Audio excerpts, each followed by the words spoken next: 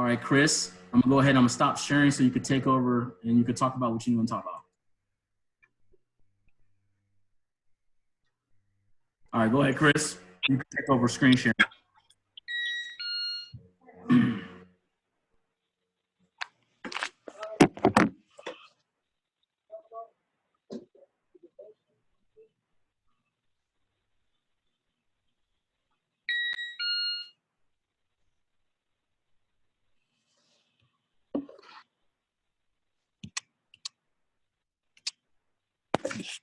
Shit, I was on mute.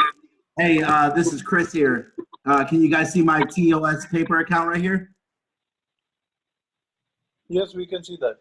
Okay, awesome. Yeah. Hey guys, this is Chris. I also go by Cumsteadt, or you can call me Cumsteadt, whatever it is that you please. I ask that you please mute your mics if you're not talking while I'm talking and showing you my charts. A lot of people ask how I trade I wanted to kind of shed some light on how I trade. You know, my trading style has been a little different. When I came into the trading community, I was doing long swings, buying out of the money calls, and, you know, it just never really worked for me. So, you know, when I first met United, he had showed me, you know, scalping, and scalping is essentially getting in trades fairly quick and getting out of trades fairly quick. And what I did was I took that knowledge and I added some of my own skill sets to it to try to fine tune it. And, you know, it takes a lot to learn this. And, you know, I'm still learning everything. And by no means am I better than anybody in this chat room. You know, we are one team, one dream here. And I just really want us to all succeed together because I know we can. And, you know, even though you see games around here, some people that, you know, might be bigger or whatever the case might be, we just got to understand, you know, on a percentage level. Hey, whoever, mute your mic, please. I'm getting some feedback. Whoever that is. Let's see. If you're on a cell phone, there's a little button. There should be a button in the corner that says like mute or something. I think like that. All right, cool. So we're good here. So yeah, thanks for being a part of our team. Thanks for being around here so we can all help each other grow. And I just wanted to kind of show you what I look for on a chart. So on Friday, we were in the voice chat and we kind of picked up Tesla on a nice little breakout in the morning. And I wanted to kind of show what that looked like and, you know, where my entry came from and where my exit came from. But first, what I want to do is talk a little bit about the trades, right? So if I'm in the chat and you guys see me call out a trade, the trades happen so quick, it's hard for me to tell you, hey, get the February 14th, yada, yada, yada contract. So what's important to understand is that if you're going to try to trade on the scalping style that I use, that you understand what we're doing and you're able to pull the trigger yourself, you see? Because if you wait, if you wait a few minutes, you wait 4 to 5 minutes to try to say, hey, it comes to what strike are you buying, yada, yada, yada. Essentially what you've done is you missed the trade because the trade happens so fast that, you know, by the time you get in, it's already moved, you know, 10 or $5 or whatever the case might be. You know, so if I'm going to be getting into a scalp, right? So like, let's say right here, let's look up Tesla, right? This is a stock that I really like to trade this stock. It has some good profit and the moves are really high. So if I see Tesla on a breakout, right? The first thing I'm looking for is what expiration am I going to do, right? So I'm always going to choose, obviously, the Friday because that's pretty much all they give you on Tesla, right? So I'll probably choose the same week. If I don't choose the same week, I'll choose the next week. But if I'm scalping, I definitely won't go farther than that, right? So on the 1 minute chart, we're looking, we got a nice little breakout, and I'm like, shit, it's time to pull the trigger and get in, right? First thing I'm looking at is where's the volume right here, right? You can see there's a tab called volume. And what that indicates is how many people are buying this contract at the moment, right? So you know, yesterday on Friday, there was 2,173 people getting into this contract. And so I said, okay, that means there's a lot of flow coming in on that contract. Then I also look for open interest. And the open interest, what that tells me is that there's a lot of people holding this contract, you know, for it to come to fruition or whatever you want to call it, right? So I'm like, okay, great. So these indicators right here tell me that these are some good contracts. There's a lot of volume flowing in, and then I go right to the delta, right? I look for a nice in the money call. Hey, Alan, can you put your mic on mute? Hey, Alan. Thanks, bud. Okay, yeah, so what I do is I look for these deltas, right?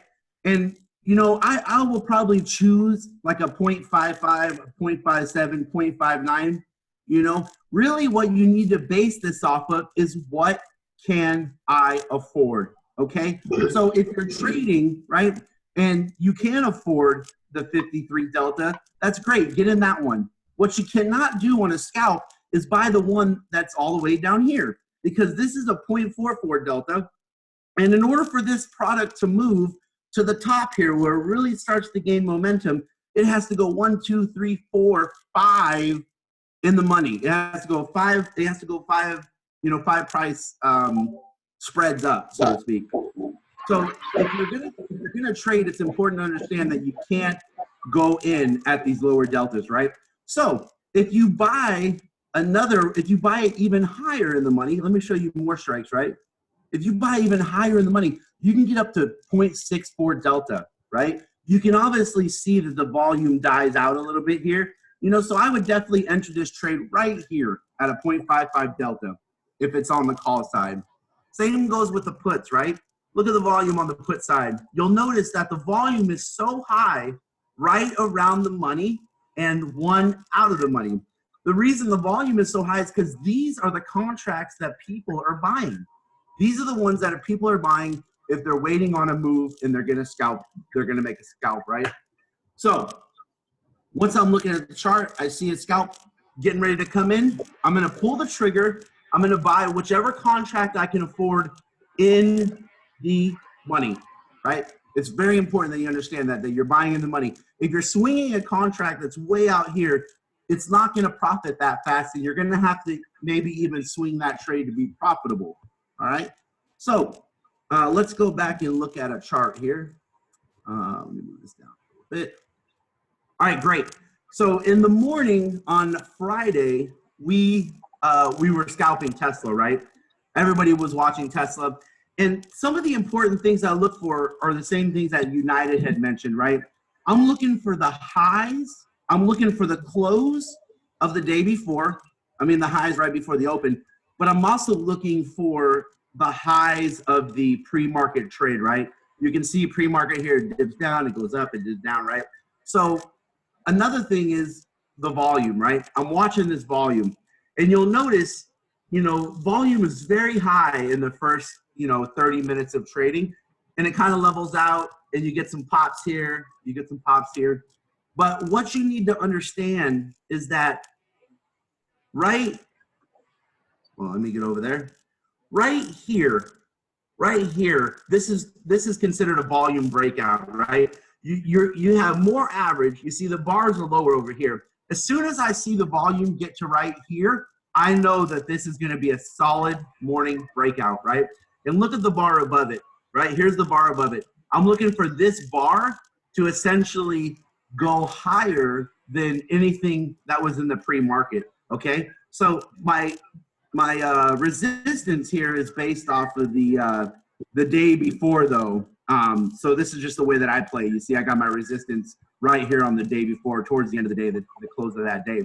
So what I'm waiting for is I'm waiting for a nice bar to break above that before I enter, right? And so right on the third bar, this is 3 minutes into the day right here, 3 minutes into the day. As soon as it breaks this bar right here at 7:54, we pulled the trigger, right? We entered Tesla for a quick scalp. You'll notice this bar goes up, right? It closes what I consider an engulfing bar, right? It closes, bam, here's a new bar. As soon as the bar turns green, it gives me the okay. It says, hey, this bar is gonna be green. It's okay to stay in the trade. Because what I'm looking for is I'm looking for this Fibonacci resistance point right here, right? Boom. We ride this green bar all the way up to 766. I said, hey, we're getting out at 766 unless we have a bar that closes. So most of us exited our trade right here. This was a 2-minute trade. We rode it from 753 all the way to 767, I think it was when I closed mine out, right? Now, the important thing to understand here is that the bar comes back down, you see? You see the bar, it closes under the resistance. And what that tells me is that this is a false breakout, okay? And a false breakout is important to understand because it's not gonna go past this 766 on this next bar, right? The bar closes here. If you were still in this trade, this would be a good time to exit as soon as you see this bar, right? The bears come in, bam, bears come in, they start to drive it back down to the low, and notice it touches right here on the VWAP area, right? So it wasn't a successful breakout, but it was a breakout from the day's close, and that is what we entered for. And mainly because you can see the volume here is huge, right? This is great volume. Right here we had great volume. Right here we had great volume. It's important to understand this volume because it's essentially the bears buying. I mean, the bulls buying, right? And it pushes the stock here, right? And then the bears come in, they say, no way, we're not breaking that resistance. We're gonna have to close that bar under, right? So bam, you start to see some sell, right? And you can really see it right here when this bar closes, and then you get a nice red sell bar. And so right here on the next trade, on the next bar volume, you can see there it's above average, but it's not above average significantly. So we know that the trade is over for now, right? So next thing you're looking for, right, is like, okay, are we gonna trade this stock again? There's no telling, right? We're just waiting and seeing. So we're watching this, and everybody was watching this stock. We're watching it closely, right? You can see it just consolidated all day long, you know, all day long. There wasn't a clear play. We didn't have any break above the 766 Fibonacci, and we didn't have any break below the 718. Now, sure, you could, you know, try to get in here, but these are pretty difficult bars to really get in on. And if we look at a bigger time frame here, let me look. If we look on like a 15-minute time frame, you can really see that, you know, those bars are just hopeful thinking. There's really no way to play this consolidation. You know, this was our best opportunity in the morning, and you can even see the amount of volume on the 15-minute chart, right? So that was the Tesla play explained. Let's go look at SPY. Okay, now on the SPY, we know in general that the SPY is going to sell off on Fridays. It's just the nature of the beast. People are closing their positions, especially now being in this time of the virus. It's important for a lot of, you know, big investors to really close their positions and make sure that they're, you know, secure in the bag, so to speak. So SPY was definitely on my list. Now, most of you guys know that I'm pretty bearish in general. I usually carry SPY puts. Even when I have calls, you know, I carry SPY puts. And the reason that I do that is because if I have calls in Apple and I have calls in Microsoft, right? And we're swinging those calls, right? We're swinging all these beautiful calls because they're breakouts on the daily or Nexus calls them out. It's important to understand that sometimes things happen in the pre-market and the after hours, right? So if the market takes a big, nice shit on us, we need to have some protection. And the way I protect myself is by having SPY puts, right? So if you have, you know, 500 or 1,000 or even $5,000 in calls, you need to carry some sort of hedging, right? And my hedging is usually SPY puts, which if the market goes down, your SPY puts are going to go up. And so naturally, if SPY is going to go down, then Apple and Microsoft and those are generally going to go down as well. So it's important to really have some kind of backing, right? Whether it's SPY puts, whether it's TLT calls, whether it's VIX calls. You know, VIX is market volatility. You know, when people determining how scary people are going to get. So I really can't stress how important it is to really hold that stuff, especially if your portfolio is full of calls. You know, don't take a loss that's naked, so to speak. Here's the trade for SPY, right? we're looking for some daily lows and some daily highs to see what kind of breakouts we're going to have, right? In the pre-market on Friday, you know, we knew it was coming down, right? It was 334. It opened up at let's see. I think it opened up at let's see. Yeah, so it opened up right at like 332, right? And so the first thing that I noticed is that the first bar coming in is volume. The volume bar is going to be red, right? So that's telling me that it's automatically going to be a sell-off right here. So I instantly, you know, buy some more puts because that's just how I play, right? So when I'm drawing my support and my resistance, right, I'm going to usually go off of the day before, right? So how many times did it touch? You know, and you can see here, you know, if I make this straight line across, you know, this line was touched a few good times right here. Let me turn this to white here real quick. Put that there. Oh, what the hell? Oh, well, let me edit it. Okay. Anyways, so yeah, so I'm looking for this as a support right here, right? I'm taking this off of the day before, and you can see that even in the pre-market, you get 1, 2, 3, 4, you get 5 touches, you know, on the day before. So I know that this line is going to be, it's going to be a pretty good support, right?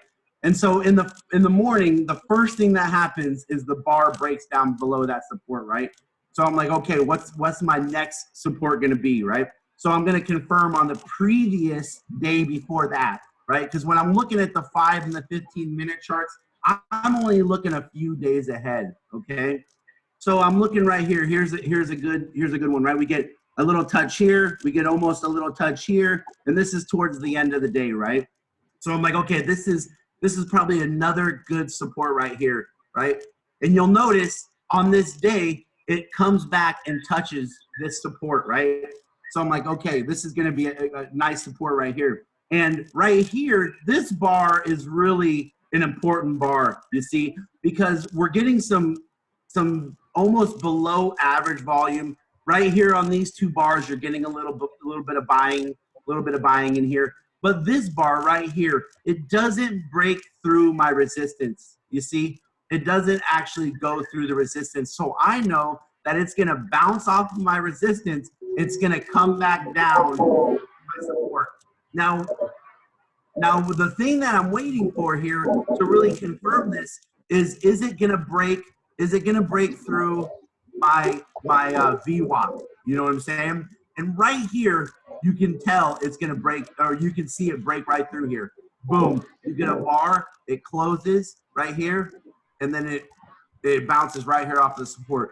So really what you have here is some nice range trading. But right here, this little bar is a great opportunity to buy into some SPY puts right here. You know, once you see it bounce off this and start to come back down, it's a great entry to buy even more SPY puts. You know what I'm saying? We didn't really break any major supports on Friday. So the puts played, but in order to make money off of those puts, you had to buy a few. Now, let's say you wanted to play these puts and you're like, well, shit, how am I going to play these puts to make sure that I'm making the most out of my money, right? So let's go back to the trading section, right? Now with SPY, now with a SPY, there's a few different options, okay? And what's best about SPY is we know when it's going to sell off and we know when it's going to go up, right? And so you can really scalp SPY in a great way. And what you'll see here is the same thing that I showed you before. You're looking for volume, right? Looking for volume, right? So on Friday, we don't see those 7th anymore, but we could play like the 14th, right? So if you really want to be cheap, you can play the next days, right? But please don't hold them longer than the day. If you guys buy contracts that expire on the 10th, the 12th, the 14th, don't swing them. If you don't even have a day trade, just don't even enter the trade. Because if the market goes back up, you know, on Monday or whatever the case might be, you're going to get screwed and you're only going to give money to the market makers. So it's very important that you understand not to swing these trades. I mean, these are quick, right? So in the morning, let's say it's Friday and you want to get on my boat and you know that the market's going to go down, right? You can see here, all of these calls have pretty good volume, right? There's a lot of good volume right here. There's a lot of good, a lot of good volume right here and a lot of open interest. And this is normally how it is for the SPY. But what I'm looking for is I'm looking for this right here. 16,239 contracts for volume going in and out on this particular one.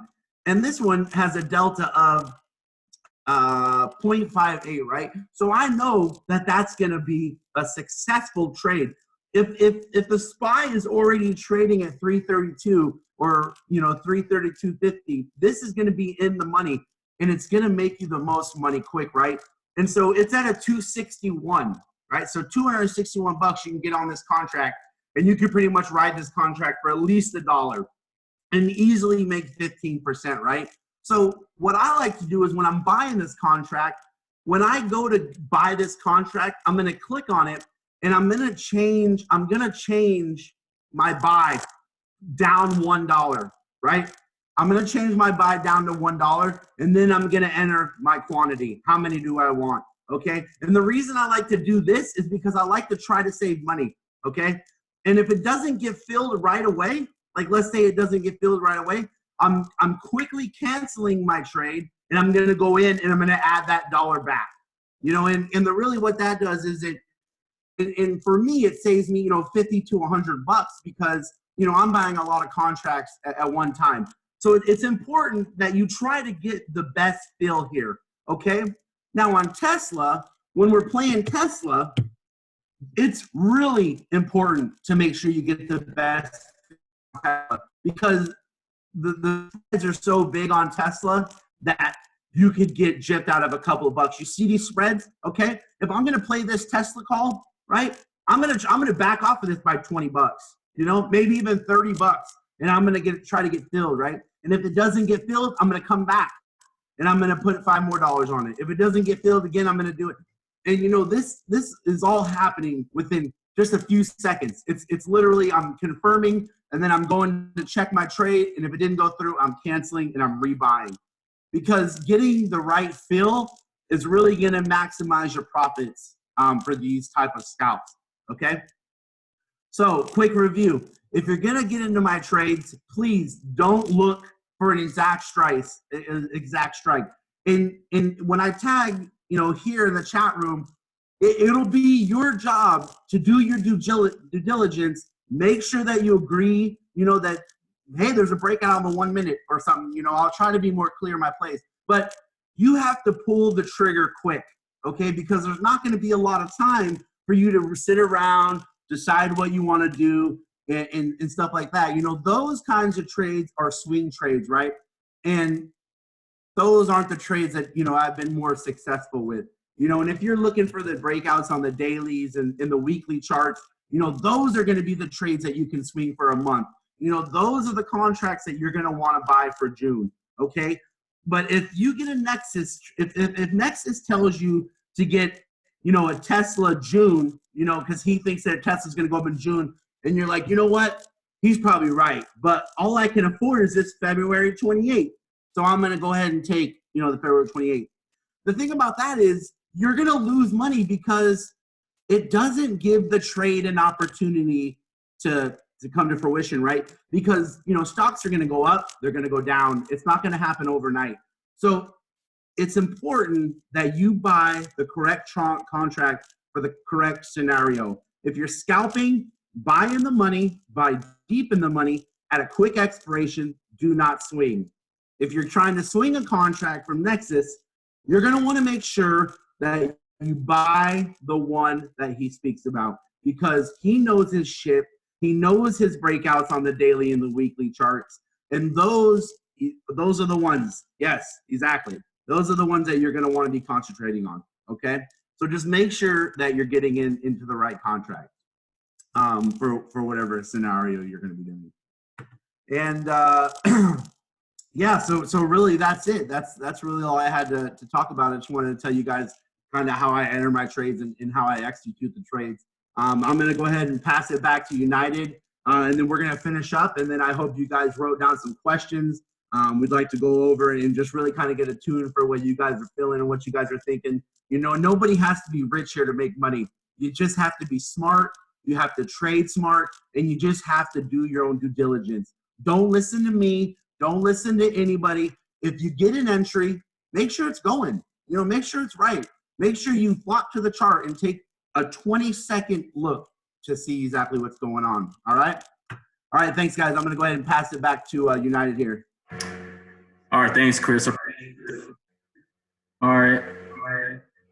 I'm going to go ahead and stop this recording so that we can post it to YouTube.